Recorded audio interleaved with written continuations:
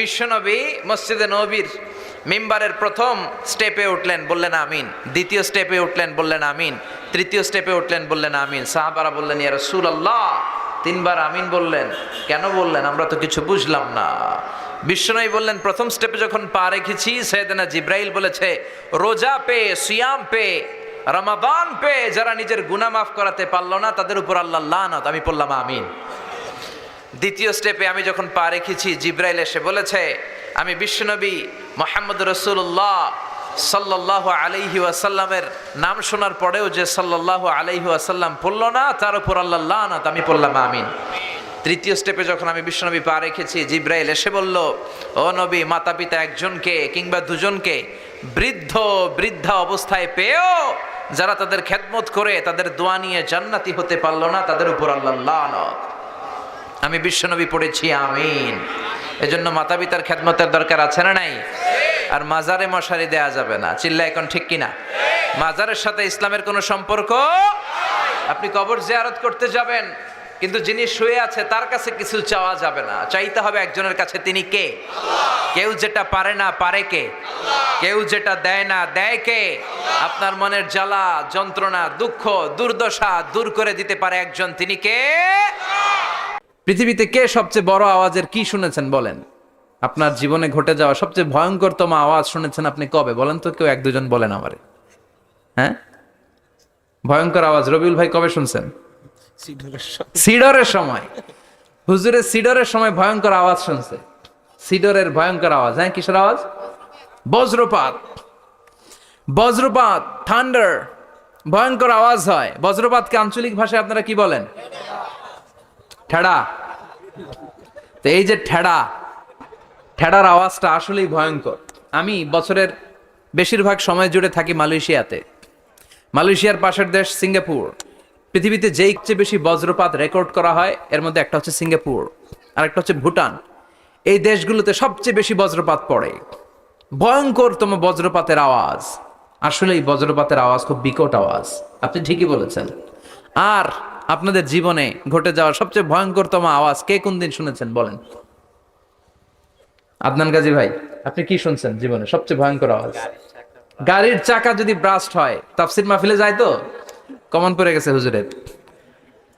তো রাতের বেলায় কিন্তু আমরা যারা ময়দানে কথা বলি, আমাদের এক জেলা থেকে আরেক জেলায় ঘুরতে হয়। ভবঘুরে জীবন আমাদের। কোরআনের বাণীকে পৌঁছে দেওয়ার দায়িত্ব আমরা নিয়েছি, বাণীবাহকের কাজ আমাদের। তো রাত্রিবেলা মাঝে মাঝে আমরা এরকম ট্রাকের টায়ার পাংচার হলে বিকট আওয়াজ হয়, রিক্সার টায়ার পাংচার হলে বিকট আওয়াজ হয়, মানুষ ভয় পেয়ে যায়। আসলেই অনেক বড় আওয়াজ। আর জীবনে কে কে আওয়াজ শুনেছেন? আওয়াজ হয় কিসে? জেনারেটর যদি ব্রাস্ট হয়, ট্রান্সমিটার যদি ব্রাস্ট হয়, আওয়াজ হয় না? আওয়াজ হয়। হ্যাঁ, হেলিকপ্টার। হ্যাঁ, হেলিকপ্টার যখন ল্যান্ড করে তখনও ভয়ঙ্করতম আওয়াজ হয়। বিমান যখন টেক অফ করে, ল্যান্ড করে, ভয়ঙ্কর আওয়াজ হয়। এরপরে লোহার মধ্যে যদি হাতুড়ি দিয়ে পিটায়, যখন তারা কাজ করে, ভয়ঙ্কর আওয়াজ হয়।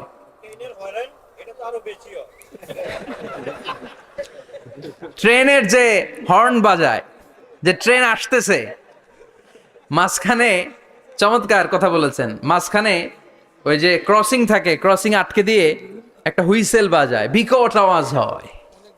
আর এই তো বেরোচ্ছে। আর কি আছে এরকম আওয়াজ? কে কোথায় শুনছেন? হ্যাঁ, এক্সক্লুসিভ আওয়াজ।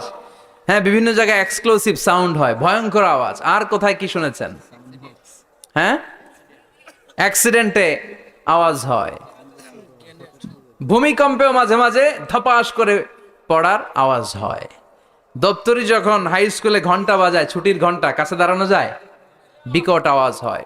আসলে এই পৃথিবীতে আমরা এক একজন এক এক সময় এক এক জায়গায় বিকট বিকট আওয়াজ শুনেছি। কিন্তু কিয়ামতের দিন ইসরাফিল যখন ওই সিংহার ভেতরে ফুৎকার দিবে, ওই ফুৎকারের যে আওয়াজটা হবে, এই আওয়াজটা কি এই আওয়াজগুলোর মতো? কথা বলেন।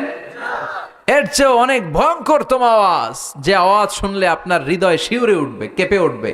এই আওয়াজটার নাম হচ্ছে আরবিতে আল কারিআ। কি নাম? চিল্লায় বলেন, কি নাম? এজন্য আল্লাহ বললেন আল কারিআতু মাল কারিআতু ওয়া মা আদরাকা মাল কারিআ। সেদিনের আওয়াজটা হলো ভয়ঙ্কর আওয়াজ, ওই আওয়াজটার নাম আমি আল্লাহ দিয়েছি আল কারিআ। আল কারিআ মাল কারিআ ওয়া মা আদরাকা মাল কারিআ। তিনবার তিনি সূরার শুরুতে তিনবার এই শব্দটা উচ্চারণ করেছেন। কয়বার? কথা বলেন। তিনবার। যে কোনো জিনিস তিনবার যখন আমরা বলি গুরুত্ব বোঝানোর জন্য বলি না? বিশ্বনবীও মাঝে মাঝে কোনো জিনিসের ইম্পর্টেন্স, সিগনিফিকেন্স, তাৎপর্য এবং গুরুত্ব বোঝানোর জন্য তিনবার বলতেন। কয়বার? একবার বিশ্বনবী তাকওয়া নিয়ে ওয়াজ করতেছিলেন আর বলছিলেন আত-তাকওয়া হা হুনা, আত-তাকওয়া হা হুনা, আত-তাকওয়া হা হুনা ওয়া ইউশিরু ইলা সাদরিহি সালাসা মাররাত। তাকওয়া এখানে, তাকওয়া এখানে, তাকওয়া এখানে বলে বিশ্বনবী ওনার হৃদয়ের দিকে, কলবের দিকে তিনবার ইঙ্গিত করেছেন। কয়বার? তাকওয়া মানে কার ভয়? আল্লাহর ভয়। আল্লাহর ভয় নিয়ে যখন ওয়াজ করছিলেন বিশ্বনবী বলছেন তাকওয়াটা এখানে, এখানে, এখানে। তেমনি মক্কাবাসীদের কাছে যখন সূরাতুল কারিআ নাজিল হয়েছে, মক্কার কাফির মুশরিকদের দৃষ্টি আকর্ষণের জন্য আল্লাহ তাআলা এই সূরার শুরুতে আল কারিয়া শব্দটা একবার নয়, দুইবার নয়, তিনবার উল্লেখ করেছেন। পড়েন সুবহানাল্লাহ। আল্লাহ বললেন আল কারিআতু মাল কারিআতু ওয়া মা আদরাকা মাল কারিআ ইয়াউমা ইয়াকুনুন নাসু কাল ফারাশিল মাবথুস ওয়া তাকুনুল জিবালু কাল ইহনিল মানফুশ। সুবহানাল্লাহ পড়েন। আল্লাহ বললেন বিকট একটা আওয়াজ হবে, তিনটা আওয়াজ করার জন্য, তিনটা হুইসেল বাজানোর জন্য ইসরাফিলকে আমি বানালাম। প্রথম সিঙ্গার ফুৎকার যখন ইসরাফিল ফেরেশতা হুইসেলের মধ্যে দিয়ে দিবে, তখন যেই ভয়ঙ্কর শব্দটা হবে ওই শব্দটার নাম হলো আল কারিআ। কি নাম? আল কারিআ। ওটা দেওয়ার সাথে সাথে পুরো পৃথিবীটা লন্ডভন্ড হয়ে যাবে। এখন আমরা যেরকম আরামসে বসে আছি, ওই সময় পৃথিবীর অবস্থা এরকম থাকবে। আল্লাহ বললেন ইয়াউমা ইয়াকুনুন নাসু কাল ফারাশিল মাবথুস ওয়া তাকুনুল জিবালু কাল ইহনিল মানফুশ। সেদিন মানুষগুলো বিক্ষিপ্ত পতঙ্গের মতো নিক্ষিপ্ত হবে, পাহাড়গুলো ভেঙে খান খান হয়ে যাবে, তুলার মতো পাহাড় ধ্বনিত হতে থাকবে, তুলার মতো। সুবহানাল্লাহ পড়ে। মানুষগুলো ছিটকে পড়বে। এই পৃথিবীর মাধ্যাকর্ষণ শক্তি থাকার কারণে আমরা ছিটকে পড়ি না। এই যে বসে আছি, সবকিছু পৃথিবীর মধ্যে লেগে আছে, এটার কারণ দ্য গ্র্যাভিটেশনাল ল, গ্র্যাভিটেশনাল পাওয়ার। এটা পৃথিবীর সবকিছু তার কেন্দ্রের দিকে টেনে রাখে। কিন্তু কিয়ামতের দিন আল্লাহ পৃথিবীটারে ধরে যখন একটা ঝাঁকুনি দিবেন, একটা কাঁপুনি দিবেন, একটা ভাইব্রেশন দিবেন, একটা আর্থকোয়াক, একটা ভূমিকম্প দিবেন, মুহূর্তের মধ্যেই পুরো পৃথিবীর সবকিছু ছিটকে পড়ে যাবে। চিল্লায় পড়েন আল্লাহু আকবার। মানুষগুলো পৃথিবীতে বসে থাকতে পারবে না, দাঁড়িয়ে থাকতে পারবে না, ডানে বায়ে সামনে পিছনে কে কোথায় ছিটকে পড়বে কোনো ইয়ত্তা থাকবে না। কাল ফারাশিল মাবথুস। মানুষগুলো বিক্ষিপ্ত পতঙ্গের মতো নিক্ষিপ্ত হবে। শীতকালে ছেলেপেলেরা গ্রামাঞ্চলে অনেক সময় র্যাকেট খেলে না, ব্যাডমিন্টন খেলে। দেখবেন ওই খেলার জন্য শীতকালে ক্ষেতের মাঝখানে বাঁশ গেড়ে দেয় আর বাঁশের মধ্যে লাইট লাগায়। এলাকায় খেলেনি? কি নাম এই গ্রামের? পাহাড়পুর। পাহাড়পুরে খেলো তোমরা? এই রাত্রিবেলা বাঁশ গেড়ে দিলে ওর মধ্যে লাইট লাগালে কোত্থেকে যেন অনেক পোকা চলে আসে, ডান দিকে একটা, বাঁ দিকে একটা, সামনে পেছনে ছিটকে ছিটকে পড়ে। কিয়ামতের সেই কঠিন দিন মানুষগুলো বিক্ষিপ্ত এরকম পতঙ্গের মতো ডানে বায়ে ছিটকে ছিটকে পড়বে। পাহাড়গুলো চূর্ণ বিচূর্ণ হয়ে যাবে, ভেঙে খান খান হয়ে যাবে। তুলাকে ধ্বনিত করলে তুলা যেমনি ধ্বনিত হয়, তুলার মাঝখানে লাঠি দিয়ে পেটালে, তুলাকে পাতলা করার জন্য, আরামদায়ক করার জন্য, মোটা বানানোর জন্য যখন লাঠি দিয়ে ধ্বনিত করা হয়, দেখবেন সামান্য তুলার ধুলিকণা, ছিটেকণা বাতাসের মধ্যে শূন্যে ভাসে। ফু মারলে আরো দূরে যায়, ফু মারলে আরো দূরে যায়। বাতাসের ঝাপটা ওইটা কোথায় যে চলে যায় কেউ জানে না। পৃথিবীর বড় বড় সাইজের পাহাড়গুলো সেদিন এই তুলার মতো, তুলা যেমনি বাতাসে ধ্বনিত হয়, পাহাড়গুলো সেদিন তুলার মতো বাতাসে ধ্বনিত হতে থাকবে। চিল্লায় কোন আল্লাহু আকবার। এই পৃথিবীর সবচেয়ে বড় পাহাড়ের নাম মাউন্ট এভারেস্ট। বিশাল বড় পাহাড়, উপরে শুধু বরফ আর বরফ। এটার বলে হিমালয়। বাংলায় কি বলে? নেপালে অবস্থিত এই হিমালয়ের পাহাড়। আমি একবার কাতার থেকে যাচ্ছি কায়রো, ওই ফ্লাইটে হিমালয়ের পাশ দিয়ে ফ্লাই করে, বিমানের সামনে স্ক্রিন থাকে, আপনি কোন জেলা কোন থানার উপর দিয়ে যাচ্ছেন ওটা শো করে। আমি দেখলাম হিমালয়ের পাশ দিয়ে ফ্লাই করছে, জানলা দিয়ে তাকিয়ে দেখি বিশাল মাউন্ট এভারেস্ট, উপরে শুধু বরফ আর বরফ। সুবহানাল্লাহ পড়েন। 29,035 ফিট উঁচু ওই পাহাড়টা, সেদিন আল্লাহ যখন একটা ঝাঁকুনি দিবে পৃথিবীটারে ভেঙে খান খান হয়ে যাবে, টুকরা টুকরা হয়ে যাবে, তুলার মতো বাতাসে ধ্বনিত হতে থাকবে। ইউরোপের সবচেয়ে বড় পাহাড়ের নাম হচ্ছে আল্পস পর্বতমালা। পুরো মাউন্টেন রেঞ্জটা ভেঙে চুরমার হয়ে যাবে, ধূলিকণা হয়ে যাবে। আমেরিকার সবচেয়ে বড় পাহাড়ের নাম আলাস্কা মাউন্টেন রেঞ্জ। অ্যাটলাস বা ম্যাপ নিয়ে যাদের পড়াশোনা আছে দেখবেন ইউনাইটেড স্টেটস অফ আমেরিকা, এখানে নর্থ আমেরিকার পাশে বড় করে লেখা আলাস্কা, পুরোটাই পাহাড়, আমেরিকার সবচেয়ে উঁচু পাহাড়। এই পাহাড়গুলো সেদিন ভেঙে টুকরা টুকরা হয়ে যাবে। বাংলাদেশের ময়মনসিংহে আছে আমাদের এদেশের সবচেয়ে বড় পাহাড়, গাঢ় পাহাড়, নাম শুনছেন? আল্লাহ জানে কি জানি হবে সেদিন আমাদের পাহাড়ের অবস্থা। তাজিংডং বিজয়, বান্দরবানে কেউকারাডাং, চিম্বুকের চূড়ায় আমি উঠেছিলাম 2002 সালে। সেখানে পার্সোনাল প্রাইভেট কার নিয়ে যাওয়া যায় না, মাইক্রো নিয়েও যেতে পারবেন না। চাঁদের গাড়ি আছে একটা, ওইটা আলাদা এক্সট্রা 2-3টা ইঞ্জিন লাগানো, ওইটা দিয়ে টেনে টেনে আপনারা নেবে। উপরে সেনাবাহিনীর ক্যাম্প আছে, বাংলাদেশের 3য় বৃহত্তম পাহাড়। কিয়ামতের দিন আল্লাহ যখন একটা ঝাঁকুনি দিবে, পৃথিবীটারে যখন একটা নাড়া দিবে, আর ইসরাফিল যখন ফুৎকার দিবে, একটা পাহাড়ও টিকবে? চিল্লায় বলেন টিকবে? এজন্য আল্লাহ বললেন ইযা যুলজিলাতিল আরদু জিলজালাহা ওয়া আখরাজাতিল আরদু আসকালাহা ইযা রুজ্জাতিল আরদু রাজ্জাও ওয়া বুসাতিল জিবালু বাসসা। সেদিন যখন আল্লাহ একটা ভূমিকম্প তৈরি করবে, পৃথিবীটাকে যখন নাড়িয়ে দিবে, কাঁপিয়ে দিবে, একটা পাহাড়ও টিকবে না, সবগুলো পাহাড় তুলার মতো ধ্বনিত হতে থাকবে। মানুষগুলো ছিন্ন বিচ্ছিন্ন হয়ে ডানে বায়ে ছিটকে পড়বে, চন্দ্র সূর্য আলো থাকবে না, মানুষের চোখগুলো ছানা বড়া হয়ে যাবে। ফাইদা বারিকাল বাসারু ওয়া খাসাফাল কামারু ওয়া জুমিআশ শামসু ওয়াল কামারু ইয়াকুলুল ইনসানু আইনাল মাফার। চাঁদে আলো থাকবে না, সূর্যে আলো থাকবে না, প্রক্সিমা সেন্ট্রাইতে আলো থাকবে না, আলফা সেন্ট্রাই এ, আলফা সেন্ট্রাই বি, ইটাক্যারিনা, ব্যাটেলজিউস, অ্যান্ড্রোমেডা, একটার ভেতরেও সেদিন আলো থাকবে না, সবগুলো অন্ধকার হয়ে যাবে। সাগরের পানির মধ্যে সেদিন দাউ দাউ করে আগুন জ্বলবে। সেই দিনটার নাম হচ্ছে আল কারিয়া। মাল ওমা আদরাকা মাল। মানুষগুলো পাগল হয়ে যাবে। কেউ থাকবে তখন টয়লেটে, ইমাজিন কেমন ভাবে আল্লাহ নকশা এঁকেছেন। কেউ থাকবে টয়লেটে,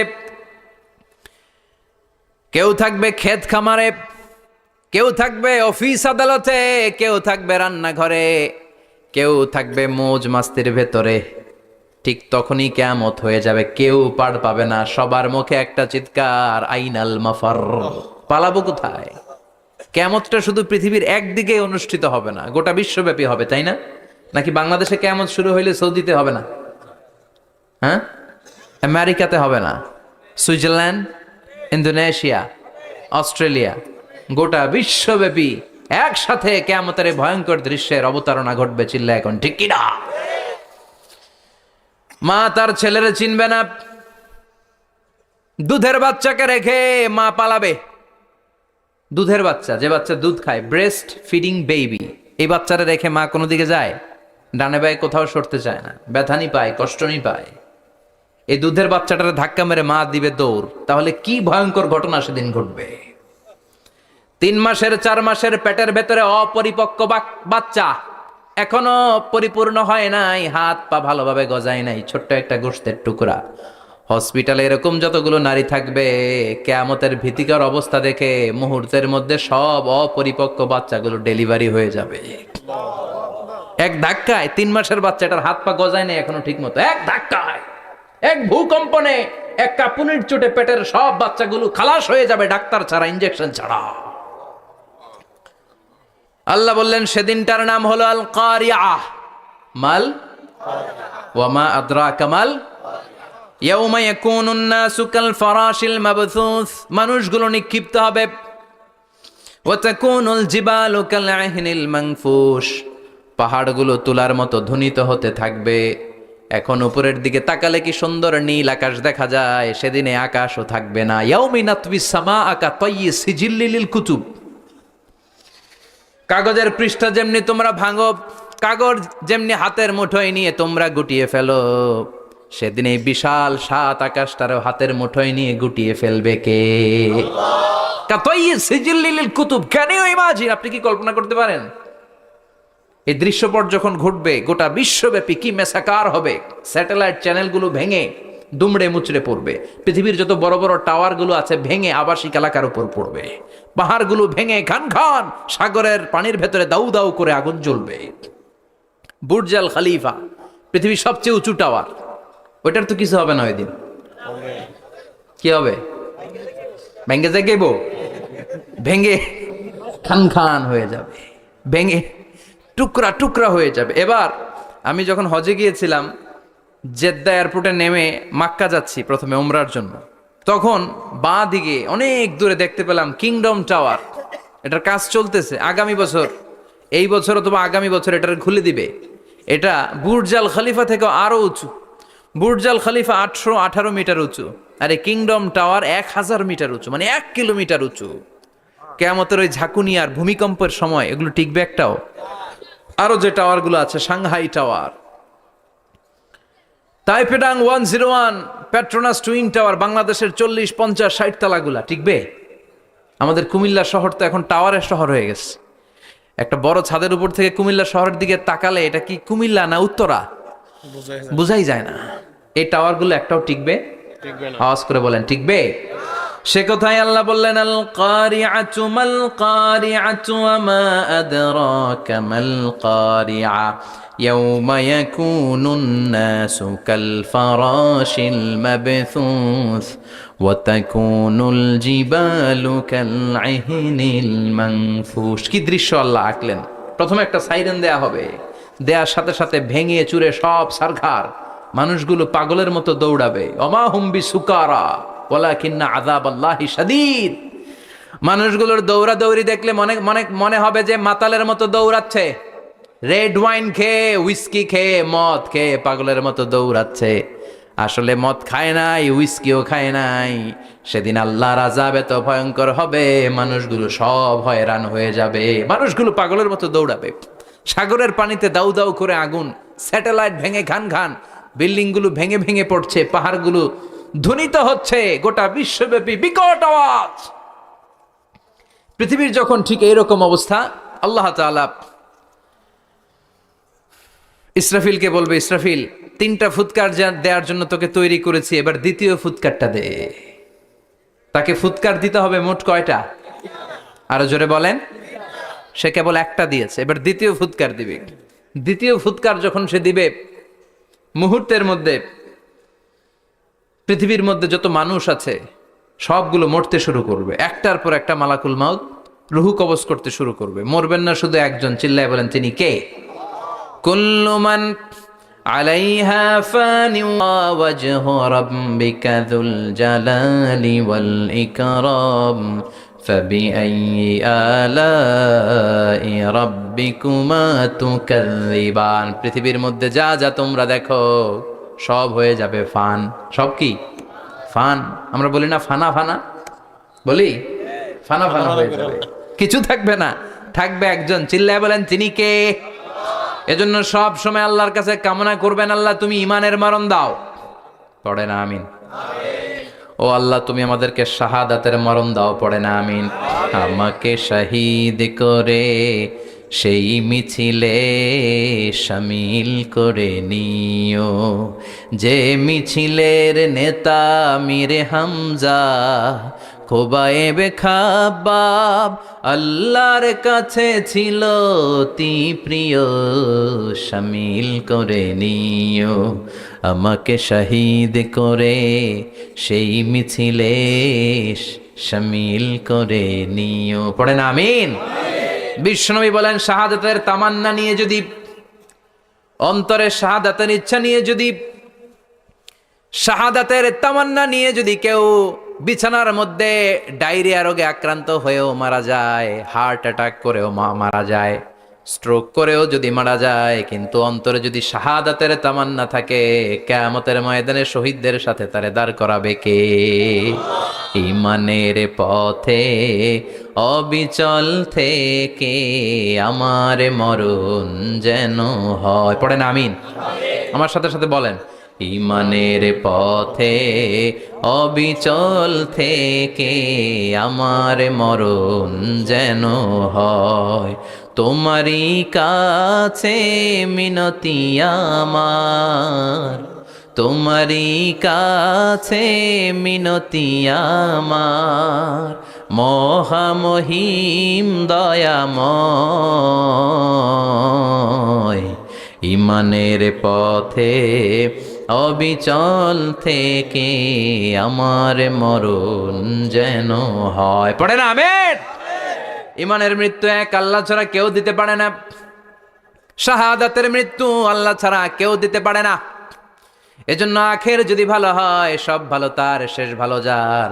বিশ্বনবী দোয়া করতেন, আল্লাহুম্মা রযুকনা হুসনাল খাওয়াতিম, আল্লাহুম্মা রযুকনা হুসনাল খাওয়াতিম। প্রতিদিন সব সময় নামাজের পরে পড়বেন, আল্লাহুম্মা রযুকনা হুসনাল খাওয়াতিম, আল্লাহুম্মা রযুকনা হুসনাল খাওয়াতিম। আল্লাহ আমাদের শেষটাকে ভালো করো, আমাদের শেষটাকে তুমি ঈমানের উপর করো। পড়েন আমিন।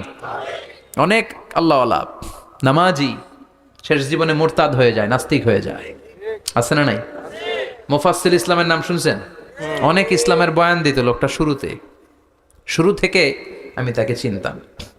অনেক ইসলামের বয়ান করতো, ইসলামের পক্ষে সে অনলাইনে কথা বলতো। আস্তে আস্তে আস্তে আস্তে নাস্তিক হয়ে গেছে। এজন্য বিশ্বনবী বলতেন, আল্লাহুম্মা রযুকনা হুসনাল খাওয়াতিম, আল্লাহ শেষটা আমার ভালো করো, আমার শেষটা যেন কালিমাতুত তাইয়্যিবা লা ইলাহা ইল্লাল্লাহর উপর হয়, আমার শেষটা যেন ঈমানের উপর হয়। পড়েন আমিন। ইসরাফিলকে আল্লাহ বানিয়েছিলেন সিংহায় 3টা ফুৎকার দেওয়ার জন্য। চিৎকার করে বলতে হবে কয়টা? দিছে কয়টা? বাকি আছে কয়টা? এবার রব্বুল আলামিন ইসরাফিলকে জীবিত করবেন, জীবিত করে বলবেন, তাড়াতাড়ি 3য় ফুৎকার দিয়ে তোর ডিউটি শেষ কর। সুবহানাল্লাহ পড়েন। ইসরাফিল এবার 3য় ফুৎকার দিবে। 3য় ফুৎকার দেওয়ার সাথে সাথেই পৃথিবীর বিভিন্ন প্রান্ত থেকে, মহাবিশ্বের বিভিন্ন প্রান্ত থেকে মানুষের জিনগুলো দাঁড়াতে শুরু করবে। বিমান দুর্ঘটনায় যারা মারা গিয়েছে, ছাই হয়েছে, ছাই থেকে উঠে দাঁড়াবে। তিমি মাছের খাবার হয়ে সাগরের মধ্যে মিশে গিয়েছিল, সাগর থেকে দাঁড়াতে শুরু করবে। পাহাড়ের মধ্যে যারা মারা গিয়েছে, পাহাড় থেকে উঠবে। মানুষগুলো কবর থেকে উঠবে, যে যেখানে মারা গিয়েছে সেখান থেকে দাঁড়াবে। মিনহা خلقناكم وفيها نعيدكم ومنها نخرجكم تارة أخرى। মাটি থেকে বানালাম, মাটির কবরে পাঠালাম, আবার মাটির কবর থেকে দাঁড় করায় দিবে কে? মানুষগুলো দাঁড়াবে। মুমিন বান্দারা চোখ কচলাতে কচলাতে বলবে, মান বাআসানা মিন মারকাদিনা। قالوا من بعثنا من مرقدنا هذا ما وعد الرحمن وصدق المرسلون। মুমিন বান্দারা চোখ ডলতে ডলতে বলবে, ঘুম ভাঙালো কে? ঘুম ভাঙালো মরার কুকিলে। ঘুম ভাঙাইয়া গেল রে হে মরার কুকিলে। কয় না এটা মরা কুকিল আবার ঘুম ভাঙায়? ব্যাটারি দিছে মনে এটার ভিতরে। আমার ঘুম ভাঙালো কে? মুমিনরা, আপনারা দাদা আসছে, আনন্দের ঘুম দিবেন সেদিন কবরে। 3টা প্রশ্ন আপনারে করা হবে। মার রব্বুক, তোর রবের নাম কি? তোমার ধর্মের নাম কি? এই লোকটারে চিনো নাকি? ওনার নাম কি? এবার বলবে 3টা প্রশ্নের উত্তর কোত্থেকে শিখলা? কও কোত্থেকে শিখছেন? বলতে হবে কোরআন থেকে শিখেছি। 4টার উত্তর যখন করতে পারবেন, ইফসাহু লাহু কবরুহু 70 যিরাআন, কবরটারে 70 হাত লম্বা করে দেয়া হবে। ওয়াইফতাহু লাহু বাবুন ইলাল জান্নাহ, আপনার কবরের ভেতরে থেকে জান্নাতের দিকে একটা ঘর করে দেয়া হবে। জান্নাতের সুঘ্রাণওয়ালা সুবাতাস আপনার কবরের মধ্যে এসে ধাক্কা মারবে। জান্নাতে ঢোকা লাগবে না, আপনার ওই কানেকশন দিয়ে আসবে। এয়ার কন্ডিশনের যে রুমগুলো আছে, ওই রুমগুলোর ভিতরে না ঢুকলো, দরজার আশেপাশ দিয়ে হাঁটলেও একটা ঠান্ডা ঠান্ডা বাতাস আচ্ছা না নাই? দেহের মধ্যে লাগে, জান্নাতে আপনার ঢোকা লাগবে না, কবরের মধ্যে শুয়ে শুয়ে জান্নাতের সুবাতাস পাবেন। এবার বলবে ফাইউল বাসুলিবাসু আহলিল জান্নাহ, জান্নাত থেকে আনা 2টা জান্নাতি সেট পোশাক আপনারে পরিয়ে দেয়া হবে। আল্লাহু আকবার। এবার আপনারে বলা হবে আহলান ওয়া সাহলান, কংগ্রেচুলেশন, খোশ আমদেদ, তোমার জন্য কংগ্রেচুলেশন, সুস্বাগতম। 3টার পরে 4র্থ প্রশ্নের উত্তরও পেরেছ, জান্নাতের পোশাক তোমারে পরিয়ে দিলাম, আর কোনো কাজ নাই, এবারের মতো খেলা শেষ, এবার ঘুমাও। কি করো? কথা বলেন। ঘুমাও। নাম কানাউমিল আরুস, বাসর রাতে বর যেমনি কনেকে নিয়ে শান্তির ঘুম দেয়, এরকম ঘুম দাও।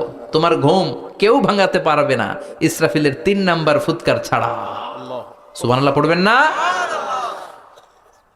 সেই ঘুম ভেঙে যাবে, চোখ ডলতে ডলতে বলবে মাম্বা আসানা মিম্মা রাকাদিনা হাযা মা ওয়া'দার রহমান ওয়া সাদাকাল মুরসালুন। ডলতে বলবে কে আমাদের ঘুম ভাঙালো? ফেরেশতারা বলবে হাযা মা ওয়া'দার রহমান, এটা সেই দিন যেদিনের ওয়াদা দিয়েছে কে? আজকের দিনটা হলো ফাইনাল দিন, আজকের খেলাটা হবে ফাইনাল খেলা, দ্য ফাইনাল ডে। আজকে বিচারের দিন। ওই যে শুনছিলা জাররা জাররা বিচার হবে, ওই বিচার আজকে অনুষ্ঠিত হবে। পৃথিবীর বুকে যে বিচারগুলো হয় নাই সেদিন ওই বিচারগুলো করবে কে? আল্লাহ। পৃথিবীর বুকে যে ধর্ষণের বিচার হয় নাই ওই দিন ওই ধর্ষণের বিচার আছে না নাই? পৃথিবীর বুকে যে অন্যায় ভাবে বিচার বহির্ভূত হত্যাগুলো করা হয়েছে, ক্রস ফায়ার গুলো দেয়া হয়েছে, গুম করা হয়েছে, খুন করা হয়েছে, সেদিন এই বিচারগুলো আছে না নাই? পৃথিবীর বুকে জুলুম করে একজনের জমি আরেকজন মাইরা খাইছে, ওনার দাপট ছিল, ওনার উপরে কোনো কথা ছিল না গ্রামে, কিন্তু কিয়ামতের ওই কঠিন দিনে এগুলোর বিচার আছে না নাই? বিচার যদি না থাকতো, all the worldly life it's a joke. বিচার না থাকলে পৃথিবীটা এটা একটা জোক, এটা একটা খেলাধুলা। অবশ্যই বিচার থাকতে হবে, বিচারের কাঠগড়ায় তোমাকে দাঁড়াতে হবে। চিল্লা এখন ঠিক কিনা? সবাই দাঁড়াবে। The day of resurrection, the day of qiyamah, al-qari'ah, mal wama adraka mal। বিশ্বনবী বলেন উলঙ্গ হয়ে দাঁড়াবে সব। ইহশারুন নাসু ইয়াওমাল কিয়ামাতি হুফাতান উরাতান মুশাতান গুরলা। সেদিন মানুষগুলো উলঙ্গ, গায়ে জামা নাই, পেটে দানা পানি নাই, পায়ের মধ্যে জুতা নাই, সব উলঙ্গ। ভাবতেছেন না খালি শুনতেছেন? ভাবতেছেন যে ওই দিন আপনিও দাঁড়াবেন, আমিও দাঁড়াবো, আমাদের সবাইকে দাঁড়াতে হবে। অবশ্যম্ভাবী, ওইটা থেকে পার পাওয়ার কোনো সুযোগ আমাদের নাই। চিল্লা এখন ঠিক কিনা? আল্লাহ বললেন কাআন সাফসাফা লা তারা ফিহা আওয়াজান ওয়ালা আমতা, লেভেল প্লেইং ফিল্ড। এক জায়গা থেকে কোটি কোটি মানুষ এক নজরে দেখা যাবে। সবগুলো উলঙ্গের মতো দৌড়াবে, পেটে দানা পানি নাই, খাওয়া দাওয়া নাই, ক্লান্ত শ্রান্ত পেরেশান। মাথার সূর্যটা, আকাশের সূর্যটা একেবারে মাথার কাছে চলে আসবে। আল্লাহর আরশের ছায়া ছাড়া সেদিন কেউ কোনো ছায়া পাবে না। আল্লাহ এই কঠিন দিন তোমার আরশের নিচে এই গুনাহগার বান্দাদেরকে তুমি ছায়া করে দিও। আল্লাহর আরশের ছায়া ছাড়া সেদিন কোনো ছায়া নাই। সূর্যের তাপে মাথার মগজগুলো ভাতের মাড়ের মতো গলে গলে নাকের ছিদ্র দিয়ে কানের ছিদ্র দিয়ে বেয়ে বেয়ে পড়বে। মানুষগুলো ক্লান্ত শ্রান্ত পেরেশান, ক্ষুধার জ্বালায় তৃষ্ণার জ্বালায় জিহ্বাটা বের হয়ে যাবে। 50,000 বছর হবে সে দিনটা লম্বা। কয় হাজার? 50,000 বছর। পাগল হয়ে যাবে মানুষ, পাগল। মা এসে বললেন ইয়া রাসূলুল্লাহ, ইয়া হাবিবাল্লাহ, ভয়ঙ্কর সেদিন মানুষগুলো দাঁড়াবে, নারী পুরুষ কারো গায়ে জামা নাই। তাহলে কি মানুষের লজ্জা লাগবে না? Don't they feel any shy, any shame? No shame, কোনো লজ্জা থাকবে না? কাপড় না থাকলে লজ্জা লাগার কথা না? মায়ে সেটাই বললেন নবী, ওই কঠিন দিন কারো গায়ে জামা নাই, তাহলে কি লজ্জা শরমের কোনো ব্যাপার নাই? বিশ্বনবী বলেন আয়েশা রে, ওই দিনটা এত ভয়ঙ্কর, কার গায়ে জামা আছে কার গায়ে নাই টেরও পাওয়া যাবে না। ইয়াউমা ইয়াফিরুল মারউ মিন আখিহি ওয়া উম্মিহি ওয়া আবি, নিজের সাথে মিলান, সবাই নিজের নিজের মায়ের সাথে মিলান। সেদিন ভাইকে দেখে ভাই পালাবে, আপনার ভাইকে আপনি পরিচয় না দিয়ে পালিয়ে যাবেন। আপনার ছোট বোনটারে দেখে পরিচয় না দিয়ে আপনি দৌড়াবেন। আপনার কলিজার টুকরা সন্তানটারে নাকি আপনি চিনবেন না, আপনার প্রিয়তমা স্ত্রী আপনারে চিনবে না, আপনি তারে চিনবেন না, বাবা আপনারে পরিচয় দিবে না, মা পরিচয় দিবে না। যেই মা ছেলের জন্য নিজের জীবন বিলিয়ে দেয়, আছে না নাই? যেই বাবা ছেলের সন্তানের কল্যাণের জন্য নিজের জীবনটারেও বিলিয়ে দিতে কুণ্ঠাবোধ করে না, ওই বাবা ছেলেরে পরিচয় দিবে না।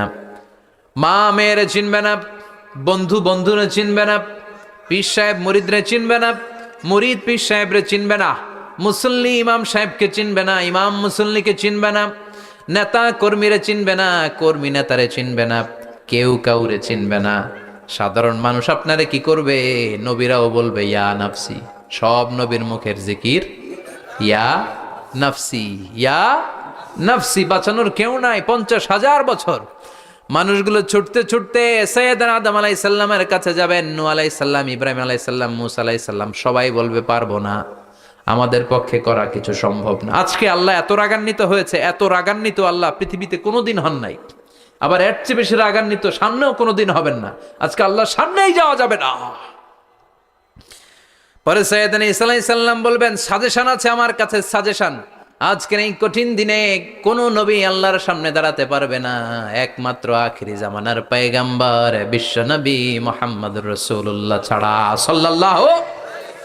বিশ্ব নবী মাকামে মাহমুদে তখন সেজদায় পড়ে থাকবেন, কাঁদতে থাকবেন, সবার জিকির ইয়া নফসি, বিশ্ব নবীর জিকির ইয়া উম্মতি, আল্লাহু আকবার। আল্লাহ বলবেন নবী আর কাঁদবেন না, মাথা তোলেন। ইরফা রাসাক, ও নবী মাথা তোলেন। সাল তুতা, আজকে যা চাবেন আমি তাই দেব। ওয়াশফা তুশাফা, যার জন্য সুপারিশ করবেন কবুল করে নেব। কঠিন দিন, ওই ভয়ঙ্কর দিনের ভয় অন্তরে থাকার দরকার আছে না নাই? ওই দিনটার নাম আল কারিয়া, মাল ওমা আদরাকা মাল।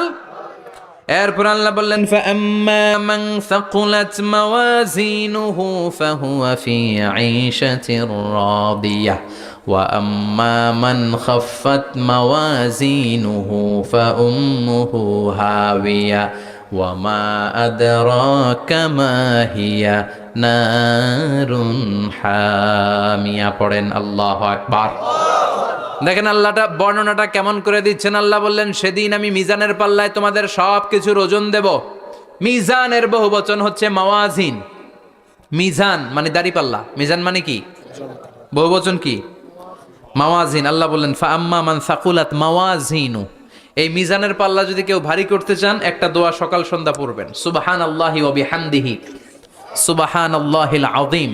আমার সাথে সাথে আওয়াজ করে পড়েন সুবহানাল্লাহি ওয়া বিহামদিহি সুবহানাল্লাহিল আযীম সুবহানাল্লাহি ওয়া বিহামদিহি সুবহানাল্লাহিল আযীম। বিশ্বনবী বলেন এই দুইটা বাক্য জিহ্বায় উচ্চারণ করতে পাতলা, আল্লাহর কাছে বড্ড প্রিয়, কিন্তু মিজানের পাল্লায় রেখে দিলে ওজন হয়ে যাবে, বিশাল ওজন, আপনার ওজনের পাল্লা ভারী করে ফেলবে। সেদিন আল্লাহ মিজানের পাল্লায় জাররা জাররা হিসাব করবেন। মিজানের শাব্দিক সুন্দর অর্থ হচ্ছে নিক্তি পাল্লা। দাড়ি পাল্লাতে আলু মাপে, ডাল মাপে, চাল মাপে, এগুলো মাপে। নিক্তি পাল্লাতে স্বর্ণ মাপে, ঠিক কিনা? দাড়ি পাল্লা দিয়ে স্বর্ণ মাপতে দেখছেন? নিক্তি পাল্লা দিয়ে মাপে, কারণ দাড়ি পাল্লায় খুব সূক্ষ্ম হিসাব করা যায় না। 2-4টা চাল ডাল বেশি কম এদিকে যাক ওদিকে যাক তেমন সমস্যা নাই, কিন্তু স্বর্ণ যদি কিছু বেশি কম যায়, আমও শেষ, সালাও, ব্যবসা শেষ। ক্রেতা পাইয়ে গেলে উনি লাভবান, আমি পাইয়ে গেলে আমি লাভবান। এজন্য স্বর্ণ মাপতে হয় নিক্তি পাল্লা দিয়ে। নিক্তি পাল্লার এখন মিটার বের হয়েছে, ওটার মধ্যে একটা চুল ছিঁড়েও যদি আপনি 2-3টা চুল ফেলে দেন ওইটা ওজনে এসে যাবে, পয়েন্ট এত এত, এটার ওজন আছে। সুবহানাল্লাহ পড়েন। আল্লাহ এরকম নিক্তি পাল্লা সেদিন দাঁড় করাবে, যে নিক্তি পাল্লার ভেতরে আল্লাহ জাররা জাররা হিসাব করবে। ফামাইয়া আমাল মিসকালা জাররাতিন খাইরান ইয়ারা। জাররার উদাহরণ আমি এরকম দেই, শীতের দিন সকালবেলায় যাদের টিনের ঘর আছে, দেখবেন টিনের ঘরে উপরে ছিদ্র আছে, ওই ছিদ্র দিয়ে সূর্যের আলো ঘরে ঢুকে। ঘরে ঢুকলেই দেখবেন ঘরের কোথাও আলো নাই, কিন্তু এই টিনের ছিদ্র দিয়ে সূর্যের চিকন একটা আলো ঘরে ঢুকেছে। ওটা সামনে দেখলে, সামনে গেলে দেখবেন যে ওই আলোটার মধ্যে পাতলা পাতলা ধুলা বালি উঠতেছে, ঘরের কোথাও দেখা যায় না, কিন্তু ওইটার মধ্যে দেখা যায়। দেখা যায় না? ওইটারে আরবিতে বলে জাররা। ওই যার্রা পরিমাণ পাপ করেছেন সেটাও দেখবেন, যার্রা পরিমাণ ভালো করেছেন সেটারও প্রতিদান সেদিন দিবে কে? যাদের মিজানের পাল্লা ভারী হয়ে যাবে, ফাহুয়া ফি আইশাতির রাদিয়া, সে আরামে থাকবে, সুখে থাকবে, তাকে সামনের দিক থেকে এনে এই ডান হাতে আমলনামা দেয়া হবে। ফাআম্মা মান উতিয়া কিতাবাহু বিয়ামিনিহি ফাসাউফা ইউহাসাবু হিসাবান ইয়াসীরা। সেদিন যাদেরকে ডান হাতে আমলনামা দেয়া হবে তাদের আমলনামা সহজ হয়ে যাবে। আল্লাহ, এই কঠিন বিপদের দিন, যেদিন আমার বাবা আমারে চিনবে না, আমার মা আমারে চিনবে না, সূর্য আমার মাথার উপর, তুমি ছাড়া আমার কেউ নাই, ওই কঠিন দিনে আমারে তুমি ডান হাতে আমলনামা দিও। চিল্লায় পড়েন আমিন। রোজ হাসরে হে আল্লাহ আমার করোনা বিচার, আল্লাহ করোনা বিচার। বিচার চান? প্রতিদিন দোয়াতে বলবেন, আল্লাহ তুমি আমার বিচার করো না, বিচার ছাড়া তুমি আমারে মাফ করে দিও। বিচার করলে আমরা পার পাওয়ার কোনো সুযোগ নাই। বিশ্বনবী বললেন, মান নুকিশা উযিবা, বিচার যার আল্লাহ করবেন সেদিন বাঁচার কোনো সুযোগ তার জন্য থাকবে না। শুধু দয়া করে মায়া করে মাফ করে দিলে তাকে আটকানোরও কেউ থাকবে। রোজ হাসরে হে আল্লাহ আমার, পড়েন, করোনা বিচার, আল্লাহ করোনা বিচার, বিচার চাহি না তব দয়া চাহে এ গুনাহগার, আল্লাহ করোনা বিচার। পড়েন আমিন। ডান হাতে আমলনামা দেয়া হবে যার মিজানের পাল্লা ভারী হবে। আর ফাআম্মা মান উতিয়া কিতাবাহু ওয়া আম্মা মান খাফফাত মাওয়াজিনুহু, আর যার মিজানের পাল্লা হালকা হয়ে যাবে, ফাউম্মুহু হাওিয়া, তার জন্য আছে ধ্বংস। ওয়া মা আদরাকা মা হিয়া নারুন হামিয়া, এটা কেমন ধরনের ধ্বংস জানো নাকি? নারুন হামিয়া, দ্য ব্লেজিং ফায়ার, জ্বলন্ত আগুন। তাদেরকে আর ডান হাতে আমলনামা না, তাদেরকে পেছন দিক থেকে এনে বা হাতে আমলনামা দেয়া হবে। আল্লাহ, এটা থেকে তুমি আমাদেরকে বাঁচাও। ওয়া আম্মা মান উতিয়া কিতাবাহু ওয়ারা যাহরিহি ফাসাউফা ইয়াদউ সুবুরা, ওরা আমলনামা নিতে চাইবে না। যাদেরকে ডান হাতে আমলনামা দেয়া হবে আনন্দে উৎফুল্ল হয়ে ওরা তাকবীর দিবে, লিল্লাহি তাকবীর। আর যাদেরকে বা হাতে দেয়া হবে কয় লাগবে না, কি বলবে? লাগবে না, আমলনামার দরকার নাই। আল্লাহ বলেন লাগবে, আমলনামা নাও, নিজের আমলনামা নিজেই পড়ে নাম্বারিং করো। ইকরা, পড়ো, পড়া ছাড়া কোনো গতি নেই। কোরআনও শুরু করছে পড়ো, আর আখিরাতের আমলনামা শুরু করছে কি দিয়া? কি দিয়ে? ইকরা কিতাবাকা কাফা বিনাফসিকাল ইয়াউমা আলাইকা হাসিবা।